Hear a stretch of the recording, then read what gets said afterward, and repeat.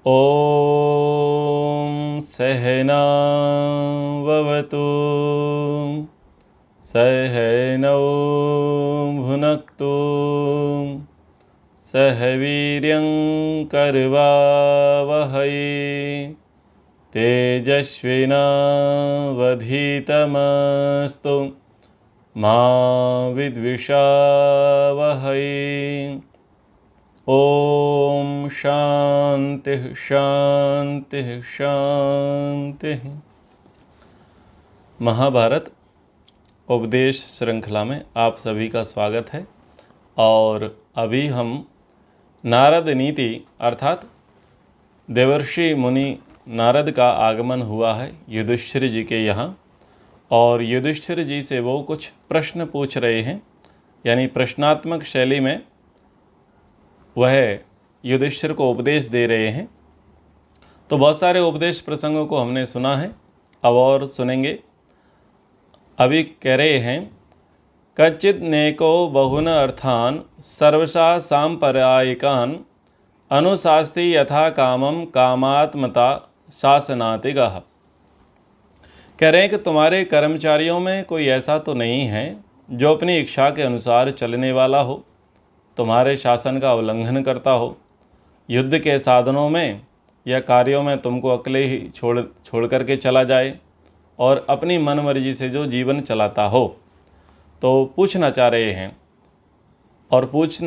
हैं और समझा भी दिया है कि जो शासक वर्ग है, अधिकारी वर्ग है, उनके अंतर्गत जितने कार्य करने वाले सेवक होते हैं, भृत्य होते हैं, कर्मचारी होते हैं, वो कभी भी स्वच्छंदता वाले ना हो। जहाँ पर कर्मचारी अपनी मनमानी करे, श्रमिक अपनी मनमानी करे, तो वो संस्था, वो संगठन, वो निश्चित रूप से डूबने वाला होता है। इसलिए राजा को चाहिए अथवा प्रबंधक को चाहिए कि वह सबको नियम में चलाने वाला होवे। दूसरा यह है कि जो राजाज्ञा है, यानी किसी कंपनी, किसी संस्था, किसी संगठन का जो प्रोटोकॉल है, जो अनुशासन है, उनको कड़ाई से पालन कराया जाए और जो उनके अधीनस्थ लोग हैं वो उनका ठीक ठीक पालन करें।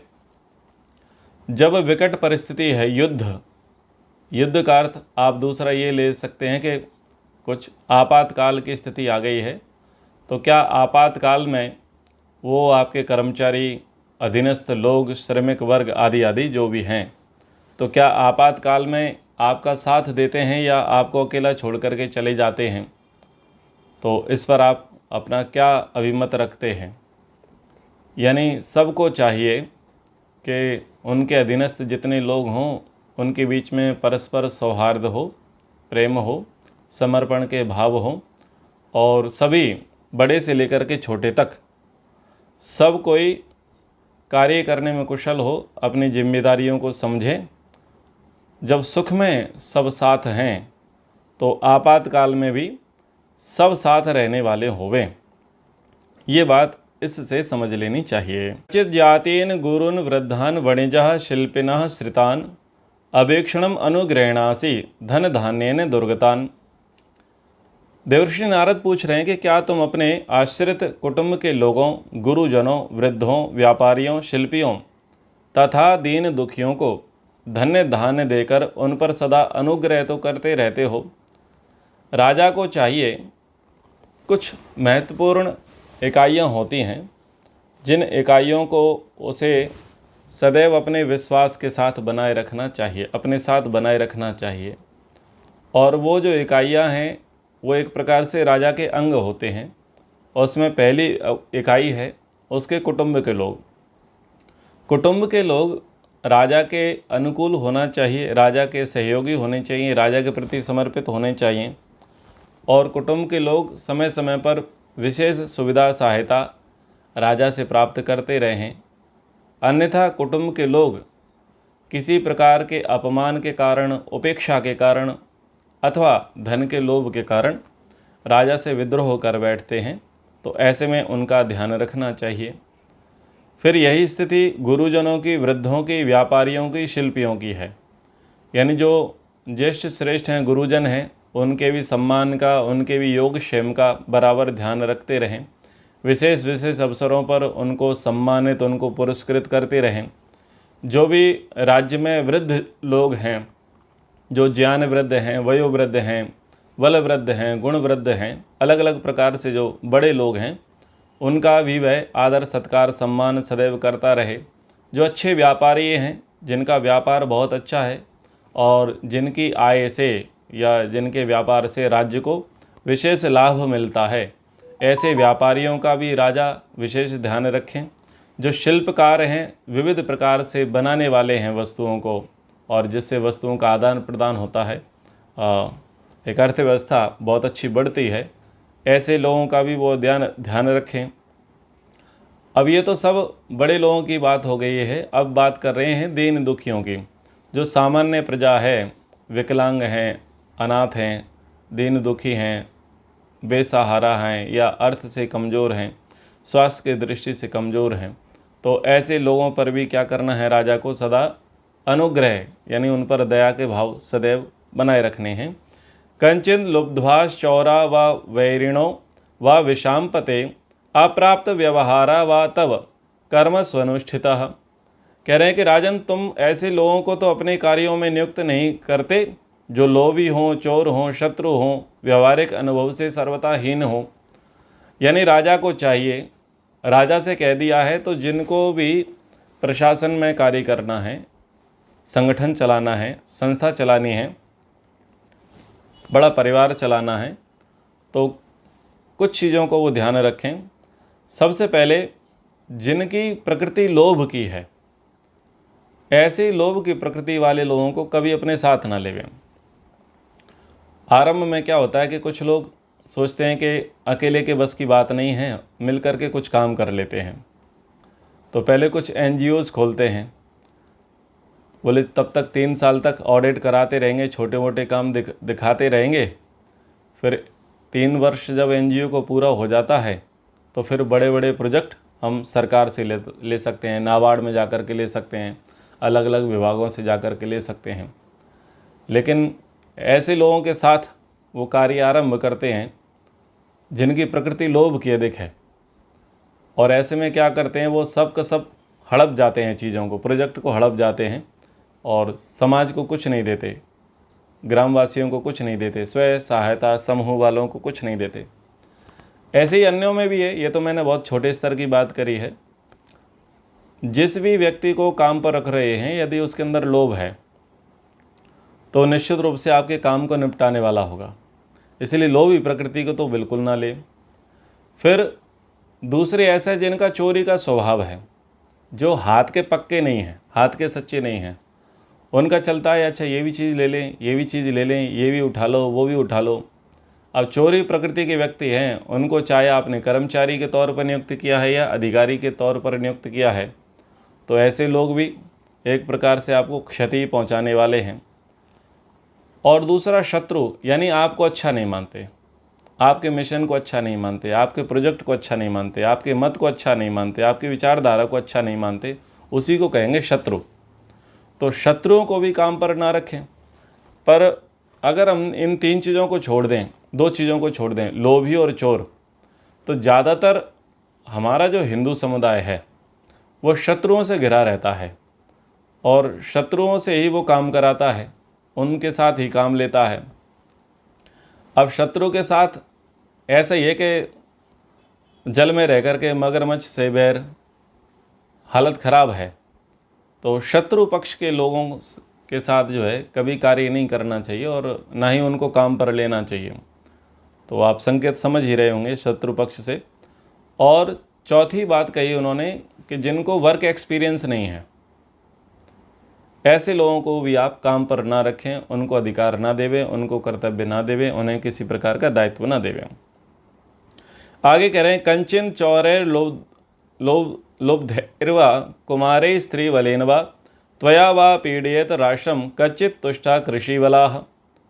चोरों, लोभियों, राजकुमारों अथवा राजकुल की स्त्रियों द्वारा अथवा स्वयं तुम्हारे द्वारा ही तुम्हारे राष्ट्र को पीड़ा तो नहीं पहुंच रही है? क्या तुम्हारे राज्य के किसान संतुष्ट हैं? राजा से अनेक प्रकार के प्रश्न साधारण जनता या विशेष जनता, विशेष व्यक्ति कर सकता है। हर प्रजा का एक दायित्व है, अधिकार है कि वो अपने राजा से जाकर के प्रश्न करे।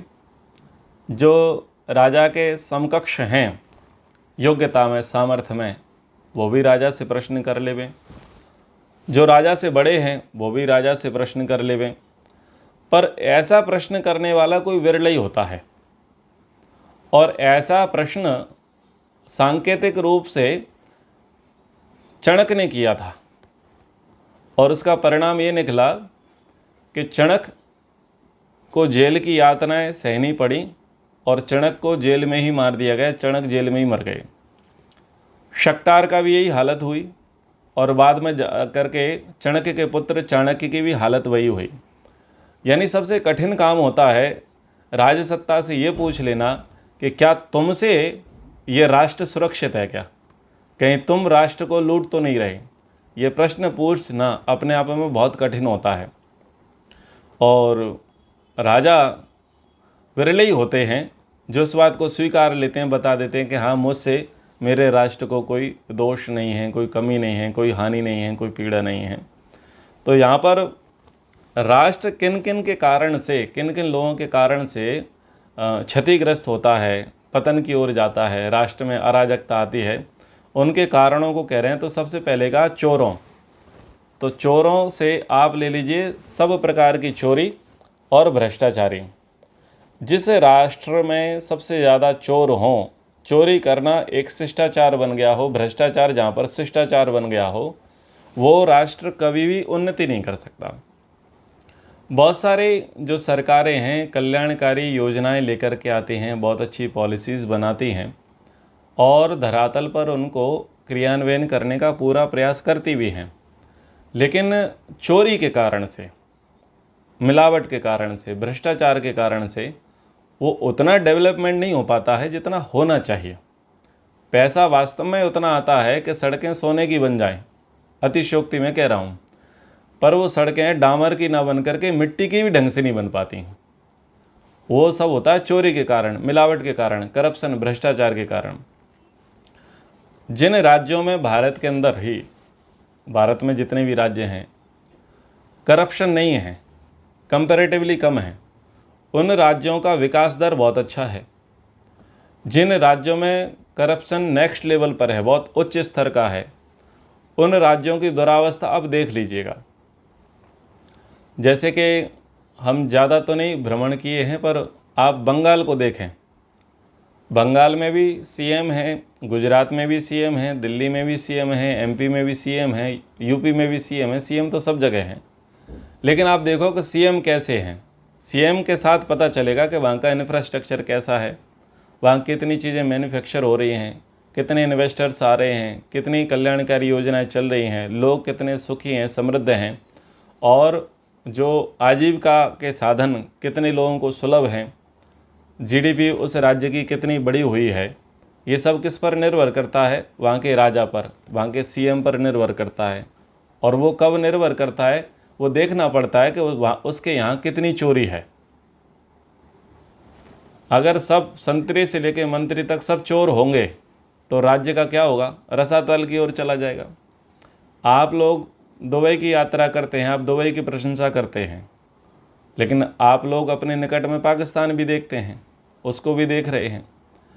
तो ऐसा नहीं है, सरकारें बजट सब जगह रखती हैं, प्रयास सब जगह करती हैं, इंफ्रास्ट्रक्चर के लिए बजट रखती हैं, रक्षा के लिए बजट रखते हैं, शिक्षा के लिए बजट रखते हैं, स्वास्थ्य के लिए बजट रखते हैं, लेकिन वो बजट का कितना प्रयोग होता है, कितना यूटिलाइज होता है, धरातल पर वो कितना उतरता है, वो चोरी पर निर्भर है कि कहाँ कितनी अधिक चोरी होगी।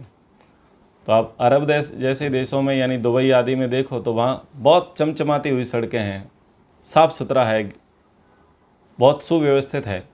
क्यों? क्योंकि उतनी चोरी नहीं है जितनी पाकिस्तान में है या भारत में है। सीधी सी बात है। तो अगर राज्य सरकारें जो हैं जितना फंड रिलीज़ करती हैं और वो फंड एज इट इज़ समाज कल्याण में लगे और चोरों के हाथ में ना जाए, बिचौलियों के हाथ में ना जाए, तो निश्चित रूप से जो है डेवलपमेंट होता है। फिर आगे कहा लोभी, तो चोर के बिल्कुल पड़ोसी भाई हैं लोभी, तो लोभी जिस राज्य में होंगे वहाँ पर भी डेवलपमेंट नहीं होगा, वहाँ भी घूसखोरी, मिलावट और ये सारी चीज़ें बढ़ेंगी। अब इन सब से ज़्यादा खतरनाक अगर कोई है तो वह है राज्य में बैठा हुआ। तो सबसे पहले कहा कि राजकुमार। अब राजकुमार ही ऐसे हों जो मनमानी करते हों, व्यभिचारी हों, महापाखंडी हों, महाधूर्त हों, महाअभिमानी हों, तो ऐसे लोगों से कौन क्या ही टक्कर ले सके।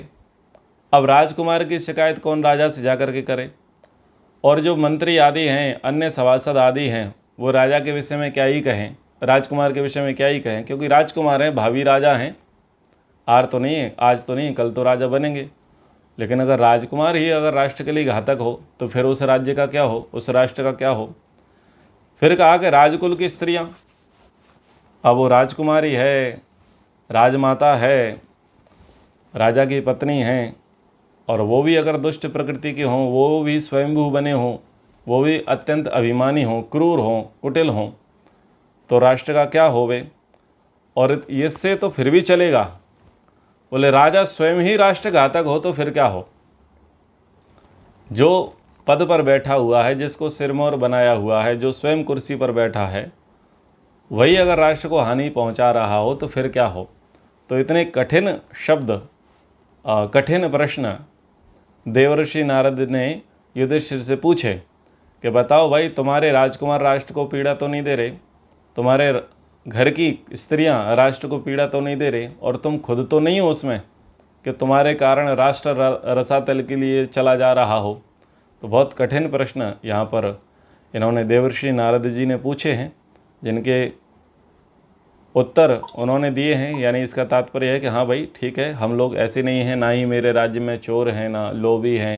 कंचित ते सफला वेदः कंचित ते सफलम धनम कंचित ते सफलादारः कंचित ते सफलम श्रुतम।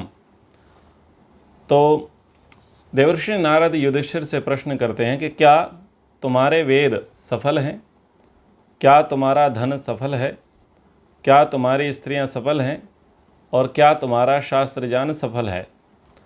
अच्छे प्रश्न हैं, और प्रश्नों के उत्तर भी आपको यहाँ पर मिलेंगे। यानी वेद की सफलता क्या है, धन की सफलता क्या है, स्त्री की सफलता क्या है, और शास्त्र ज्ञान की सफलता क्या है। तो इसके विषय में युधिष्ठिर पूछते हैं, कथम वै सफला वेदः कथम वै सफलम धनम कथम वै सफलादारः कथम वै सफलम श्रुतम। युधिष्ठिर पूछते हैं कि देवर्षि, आप हमें बताएं कि वेद कैसे सफल होते हैं, वेद की सफलता किस में है। आप हमें बताएं कि धन की सफलता किस में है, धन हम कमा रहे हैं तो उसे कैसे सफल बनाया जाए। आप हमें बताएं कि स्त्री की सफलता कैसे मानी गई है, और शास्त्रों का ज्ञान किस प्रकार से सफल माना गया है, वो आप हमें बताने का प्रयास करें।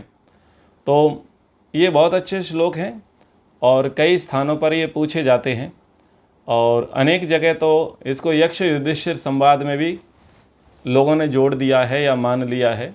प्रमादवश बोल देते हैं कि यक्ष ने युधिष्ठिर से पूछा। बोले क्या पूछा, बोले वेद की सफलता किस में, धन की सफलता किस में, स्त्री की सफलता किस में। जबकि ये प्रश्न पूछा गया नारद जी के द्वारा। तो नारद जी कहते हैं, अग्निहोत्र फला वेदा दत्त भुक्त फलम धनम रतिपुत्र फलादारः शील वृत्त फलम श्रुतम।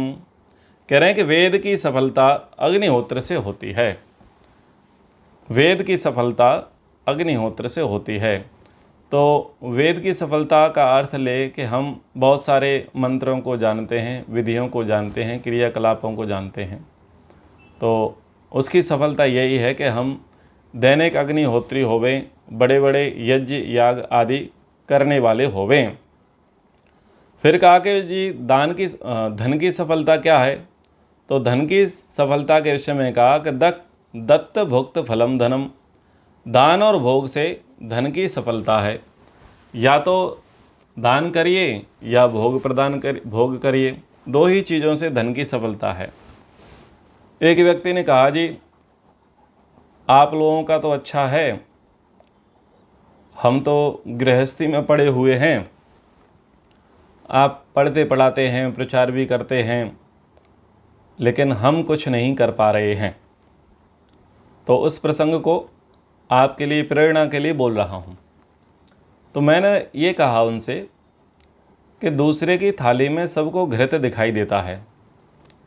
आपको लगता है कि आपकी तुलना में हम लोग ठीक हैं। अच्छी बात है, हो भी सकते हैं और बहुत हद तक हैं भी, पर ऐसा नहीं मानना चाहिए कि हम कुछ नहीं कर रहे या हम कुछ नहीं कर सकते। ये एक प्रकार से स्वयं को बचाने के तरीके मात्र हैं।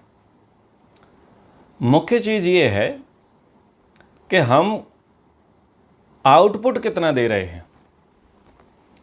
अगर आप ये सोचें कि गुरुकुल में चले जाएं पढ़ने के लिए, शास्त्र अध्ययन कर लिया, संस्कृत सीख ली और बहुत सारे शास्त्रों को पढ़ लिया, पर मैंने कहा बताओ आप हमारी सफलता क्या है? केवल ब्रह्मचारी बने रह जाना, केवल शास्त्र पढ़ लेने मात्र से भी तो हमारी सफलता नहीं है ना। हमारी सफलता ये है कि हम आउटपुट कितना देते हैं। पढ़ करके, लिख करके, समझ करके हम समाज का कितना उपकार करते हैं, ये है आउटपुट। तो हमने जो कमाया है उस कमाए हुए को हम कहाँ लगा रहे हैं, वो आउटपुट देखना पड़ेगा। तो मैंने कहा हम विद्या कमा रहे हैं, विद्या का अर्जन कर रहे हैं, तो उसी का हम इन्वेस्ट कर रहे हैं, तो ये हमारा आउटपुट है। आप लोग पैसा कमा रहे हो, गृहस्थी बसा रहे हो, तो आप अपना आउटपुट देखो। हर किसी को अपना आउटपुट तो अपने अपने लेवल पर देना पड़ेगा। अपना कुछ ना कुछ तो समाज को देना पड़ेगा, तभी जाकर के जो हमारा वर्तमान कार्य व्यवहार है वो सफल सिद्ध होगा। ब्रह्मचारी हैं वो ब्रह्मचारी अपना आउटपुट देवे, गृहस्थी हैं गृहस्थी अपना आउटपुट देवे, वानप्रस्थी हैं वानप्रस्थी अपना आउटपुट देवे, और सन्यासी हैं सन्यासी अपना आउटपुट देवे। क्यों देवे? क्योंकि आपको इनपुट दिया गया है। ब्रह्मचारिणियों के लिए इनपुट दिया गया, उनको कुछ दिया गया है। किस आशा में दिया गया? कि ये कुछ आउटपुट देंगे, इसलिए इनपुट दिया गया। ठीक इसी प्रकार से आप गृहस्थ में आए तो आपको क्या लगता है, आप फ्री में आ गए, मुफ्त में मिल गया। ये यहाँ पर कोई जिम्मेदारी नहीं बनती है, कोई रिस्पॉन्सिबिलिटी नहीं बनती है। गृहस्थ में आने के लिए सबसे ज़्यादा इनपुट है।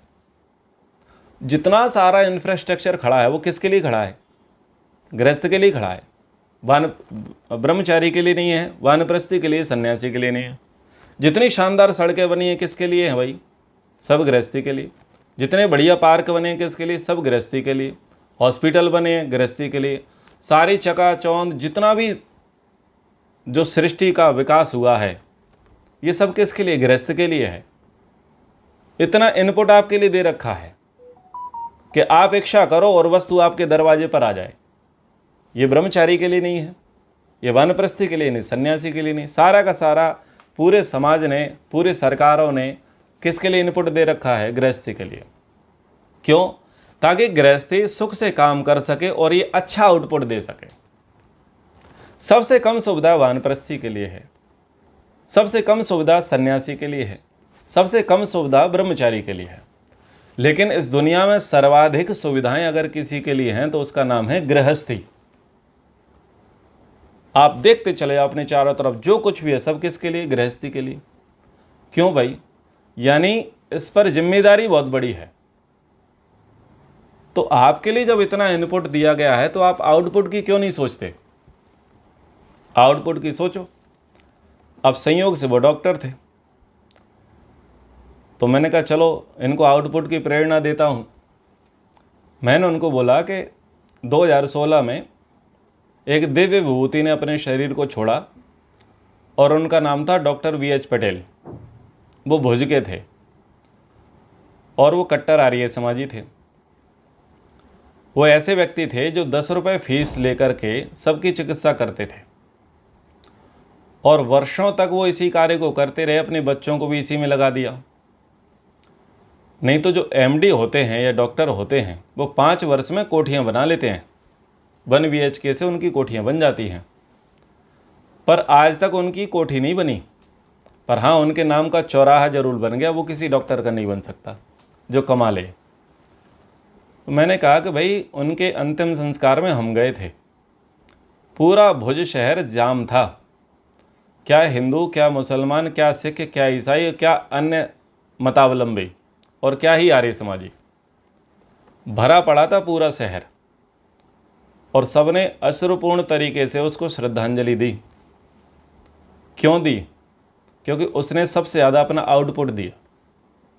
वो कट्टर आर्य समाजी थे और आर्य समाज की विचारधारा का उन्होंने दृढ़ता से जीवन में पालन किया और सेवा धर्म को अपनाया। डॉक्टर थे, उन्होंने कमाई धर्म नहीं अपनाया, उन्होंने सेवा धर्म अपनाया। तो मैंने कहा आप भी प्रेरणा ले सकते हैं। आप डॉक्टर थे तो हमने बोल दिया आप भी प्रेरणा ले सकते हैं। मैंने कहा कई गृहस्थी लोग हैं और मैंने कहा एक व्यक्ति को मैं जानता हूँ, वो बहुत महाव्यभिचारी, महादुराचारी और राक्षस प्रकृति का व्यक्ति रहा अपने जीवन काल में, मतलब मांसाहारी बहुत ज़्यादा। लेकिन जब वैदिक ग्रंथों से उनका सुपरिचय हुआ तो अभी कट्टर अहिंसक व्यक्ति है। वो कट्टर अहिंसक व्यक्ति है। कई बीघा ज़मीन है उनकी, लेकिन खेती करते हैं, पेस्टिसाइड यूज नहीं करते। बड़े सिद्धांती, दृढ़ सिद्धांती व्यक्ति हैं। यानी पहले जीवन काल उन्होंने पूरा हिंसा में बिताया और अभी वो टोटल अहिंसा वाला जीवन जीते हैं। तो देखो, मैंने कहा व्यक्ति में परिवर्तन आता है। मैंने कहा चलो और आउटपुट बताता हूँ आपकी उम्र में। मैंने कहा चलो रिटायर्ड का आउटपुट बताता हूँ। मैंने कहा एक व्यक्ति से मिले जिनको दादाजी कहा जाता है और वो सिलाई मशीन के ऑनर है, संभवतः पूजा सिलाई मशीन या ऊषा सिलाई मशीन के ऑनर हैं, पठानकोट में हैं। वो व्यक्ति 5-6 स्कूल के बच्चों को बुलाते हैं और उनको बच्चों को पढ़ाते हैं। उनका नियम है प्रत्येक सप्ताह आप आर्य समाज में आओ तो आपको 250 रुपये मिलेंगे। तो वो लगभग 30,000 रुपये 30 बच्चों को देते हैं जो रेगुलर पार्टिसिपेट करते हैं और टोटल उन पर 2 लाख रुपए खर्च होता है ओवरऑल। और उनके यहाँ के बच्चे वो किसी गुरुकुल के ब्रह्मचारिणी से कम नहीं है विद्या में। बहुत अच्छे उनके मंत्रोच्चारण हैं, बहुत अच्छे उनका प्रस्तुतिकरण है, बहुत अच्छे उनके भजन हैं, बहुत अच्छे उनके मन संचालन हैं। तो मैंने कहा वृद्ध व्यक्ति, रिटायर्ड व्यक्ति है और देखो वो अपना आउटपुट दे रहा है और 150 से अधिक बच्चों को पाल रहा है। 2 लाख रुपए महीने के खर्च कर रहा है उन पर। उनके यहाँ प्रवेश करो तो सब बच्चों के पास खड़ाऊ हैं, सबके पास ड्रेस कोड है और फिर सुबह के बाद बच्चे चले जाते हैं, अपने स्कूल जाते हैं, घर चले जाते हैं, पर सुबह से हम वहाँ उनके पास आते हैं, उनको दादाजी बोलते हैं। तो लोग बहुत हैं जो अपने अपने लेवल पर आउटपुट दे रहे हैं। तो ये किसी को नहीं कहना चाहिए कि जी हम तो गृहस्थ में आ गए, आप लोग खूब कर रहे हो, हम कुछ नहीं कर पा रहे हैं। ये है अपने आप को बचाने का तरीका। तो अपने आप को बचाने के तरीके न ढूंढें, हम ये देखें कि हम यहाँ से क्या कर सकते हैं, अपना आउटपुट देने का सोचें। जिस भी प्रोफेशन में आप हो, आप एमआर हो, डॉक्टर हो, इंजीनियर हो, साइंटिस्ट हो, जो भी हो, छोटी से छोटी नौकरी से लेकर के बड़ी से बड़ी नौकरी तक, छोटे से छोटे व्यापार से लेकर के बड़े से बड़े व्यापार तक, आप ये देखो कि आप धर्मार्थ या राष्ट्र के कल्याणार्थ कितना आउटपुट दे सकते हैं। मैंने कहा लोग विदेश में जाते हैं, विदेशी रंग में रंग जाते हैं और भारतीयता को भूल जाते हैं। बोले हाँ जी ऐसा होता है। मैंने कहा श्याम जी कृष्ण वर्मा को याद करो, मांडवी के थे, स्वामी दयानंद जी के शिष्य थे और उनका आउटपुट देखो। उनका आउटपुट ये था कि सारे क्रांतिकारियों को बुलाते थे लंदन, अगर तुम्हें भारत में पुलिस पकड़ रही तो लंदन आ जाओ, और उनको चोरी छुपे लंदन ले आते और वहाँ पर उनको संरक्षण देते, उनको गाइडलाइन देते कि दूसरे देशों से कैसे कनेक्शन रखने हैं, संपर्क साधने हैं। और बहुत सारे होनहार भारतीय बच्चों को वो अंग्रेजी शिक्षा देते, वकालत सिखाते थे, ताकि तुम अंग्रेज़ों के खिलाफ जो है जाकर के वकालत कर सको। बहुत सारे लोगों को वो जो है छात्रवृत्ति देते थे, प्रोडक्शन देते थे। और भारत में अंग्रेज सरकार किस प्रकार से अत्याचार कर रही है उस बात को वो वहाँ ब्रिटेन की संसद में रखाते थे अपने लोगों के माध्यम से। तो वो व्यक्ति इंग्लैंड में बैठ करके और आउटपुट दे रहा है, भारतीय है, विदेशी धरती पर बैठ करके आउटपुट दे रहा है। आउटपुट देने का हमारी बुद्धि में संकल्प होना चाहिए। डजेंट मैटर आप कहाँ जॉब कर रहे हैं, कहाँ रह रहे हैं, किस प्रोफेशन में हैं, बुद्धि में हमेशा आउटपुट होना चाहिए। और कभी कभी हीन उपमा से भी काम चला लेना चाहिए। हमारे जो पड़ोसी हैं, छोटे पजामा और बड़े कुर्ता पहनने वाले, वो हर फील्ड में अपना आउटपुट देते हैं, हर फील्ड में आउटपुट देते हैं। उनका फोकस होता है उनका ईमान, उनका धर्म, उनका मजहब, वो उसके लिए पूरा आउटपुट देते हैं। लेकिन कहीं ना कहीं हम कुछ गलियां ढूंढ लेते हैं, कुछ दाएं बाएं चले जाते हैं और हम आउटपुट से बचते हैं। इसलिए हम जिस भी आयु वर्ग वाले हैं, हम विद्यार्थी हैं, हम कॉलेजियन हैं, हम स्ट्रगलर हैं, हम स्टार्टअप बिजनेस करने वाले हैं, जिस भी प्रोफेशन में हों, हमें अपना आउटपुट देना चाहिए। और ये नहीं सोचना चाहिए कि इससे ये प्रोटोकॉल है, मैं अपना आउटपुट नहीं दे पाऊँगा, या मेरी नौकरी चली जाएगी, या वो चला जाएगा। मैंने कहा हमारे एक आचार्य हैं, राज्यपाल बन गए, देखो उनका आउटपुट, आचार्य देवव्रत जी। व्यक्ति का आउटपुट होना चाहिए। ये नहीं सोचना चाहिए कि हम गृहस्थ में चले गए तो हम क्या ही आउटपुट दें। वो बचने के तरीके होते हैं। तो प्रेरणा के लिए ये बातें मैंने आपसे कही कि आप जहाँ पर भी हो, जिस भी प्रोफेशन वाले हो, जिस भी आयु वर्ग वाले हों, जो भी आपकी पारिवारिक स्थिति हैं, आप ये देखो कि क्या हम आउटपुट दे रहे हैं। क्योंकि इनपुट तो हमारे लिए बहुत हुआ है, और इनपुट देने वाले प्रत्यक्ष भी हैं और अप्रत्यक्ष भी हैं। लेकिन हम कितना आउटपुट दे रहे हैं। अगर हम आउटपुट दे रहे हैं मतलब हमारा जीवन सफल है, और अगर हम आउटपुट नहीं दे रहे हैं तो इसका अर्थ यह है कि हमारा जीवन निष्फल है। आउटपुट व्यक्ति क्यों नहीं देता? इसलिए नहीं देता क्योंकि उसका कोई बड़ा विजन नहीं है, छोटे लक्ष्य हैं, संकुचित मानसिकता है, या स्वयं के भोग हैं। वो अपने सुखों की पूर्ति करना चाहता है, अपने भोगों की तृष्णा को मिटाना चाहता है, और वो ज़्यादा देखता नहीं है। इसलिए क्या होता है कि जितने भी इनपुट उनके लिए दिए गए पहले से, वो सारे इनपुट उनके लिए कम पड़ जाते हैं, और वो व्यक्ति कभी भी आउटपुट नहीं देता, यानी कभी वो व्यक्ति अपने जीवन को उपयोगी नहीं बना पाता, वो भोगी जीवन बना लेता है।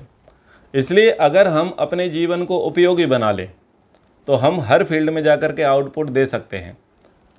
तो आउटपुट देने का प्रयास करना चाहिए, यानी ये देखना चाहिए कि हम कितना उपयोगी हैं अपने राष्ट्र के लिए, अपने समाज के लिए, अपने धर्म के लिए, अपने मिशन के लिए। हम कितना उपयोगी हो सकते हैं, कितने कारगर सिद्ध हो सकते हैं। अरे अपने आप को इतना बना तो लो कि अगला व्यक्ति आकर के हमसे सहायता मांग ले। अगर कोई भी व्यक्ति आपसे सहायता नहीं मांग रहा, या कोई भी व्यक्ति आपको काम के लिए नहीं बोल रहा है, इसका मतलब यह है कि तुम नालायक हो, कोई मतलब के नहीं हो, यानी धरती पर बोझ हो। सीधे से शब्दों में, कठोर शब्दों में, जो अपना ज़िंदगी में मस्त है, चार दीवारी में बस अपना खाना, अपना पहनना, अपना घूमना, अपना कमाना, अपना देखना, जो अपने में मस्त है और जिसको दूसरे से कोई लेना देना नहीं है, वो एक प्रकार से धरती पर बोझ है। आज के समय में तो उसे कम से कम उपयोगी होना चाहिए, क्योंकि राष्ट्र की आवश्यकता है। आगे कहा कि स्त्री की सफलता क्या है? बोले रति पुत्र फला। स्त्री का फल है कि रति और पुत्र की प्राप्ति। विवाह किया है और संतान नहीं है तो स्त्री की कोई सफलता नहीं है, विवाह किया है, संतान नहीं है तो गृहस्थ की कोई सफलता नहीं है। तो आजकल बहुत सारे लोग जो है बहुत भीड़ में किस में पहुंच गए हैं, गृहस्थ में पहुंच गए हैं, लेकिन संतान के लिए उनका कोई दृष्टिकोण नहीं है, कोई विचार नहीं है, कोई चिंतन नहीं है। तो उनका गृहस्थ जो है एक प्रकार से निष्फल है और स्त्रीपना अभी उनके लिए निष्फल है। और चौथी बात कही कि कच्चिते सफलम श्रुतम, यानी जो वेद शास्त्र है, शास्त्र ज्ञान है, उसकी सफलता क्या है? बोले शील और सदाचार। विद्या ददाति विनयम। यदि जीवन में विनम्रता नहीं है, शीलता नहीं है, सदाचार नहीं है, सभ्यता नहीं है, शिष्टता नहीं है, कुछ संकल्प नहीं है, तो शास्त्र पढ़ने का कोई मतलब नहीं बनता, कोई औचित्य नहीं बनता। इसलिए जितना भी हम पढ़ते पढ़ाते चले जाते हैं, ठीक है, चाहे हम पराविद्या को पढ़ने वाले हों या अध्यात्म विद्या को पढ़ने वाले हों, चाहे हम भौतिक विद्या को पढ़ने वाले हों और चाहे हम आध्यात्मिक विद्या को पढ़ने वाले हों, पढ़ा तो है, जाना तो है, समझा तो है, लेकिन शील और सदाचार यानी कुछ न कुछ अनुशासन, कुछ न कुछ व्रत, कुछ न कुछ संकल्प, कुछ न कुछ सिद्धांत, कुछ न कुछ सज्जनता, कुछ न कुछ सहनशीलता, कुछ न कुछ सरलता, कुछ न कुछ संवेदनशीलता हमारे जीवन में होनी चाहिए। और नहीं है तो उसके लिए कहा विद्या विहीना पशु भी समाना। फिर उसको पशुवत कहा जाएगा, उसको विद्या विनय संपन्न नहीं माना जाएगा, उसे शास्त्रज्ञ मर्मज्ञ नहीं माना जाएगा। भले ही आप अपने नाम के पीछे कितनी डिग्रियां जोड़ लो, नाम के आगे कितनी डिग्रियां जोड़ लो, PhD कर लो 7 विषयों में और डिलीट तक चले जाओ, लेकिन शीलता नहीं है, सज्जनता नहीं है, सरलता नहीं है, कुछ संवेदनाएं नहीं है लोगों के प्रति, निरभिमानता जीवन में नहीं है, तो फिर उस पढ़े का, उस शास्त्र ज्ञान का कोई औचित्य, कोई मतलब नहीं बनता। तो इतनी बातें आज हमने कर ली हैं।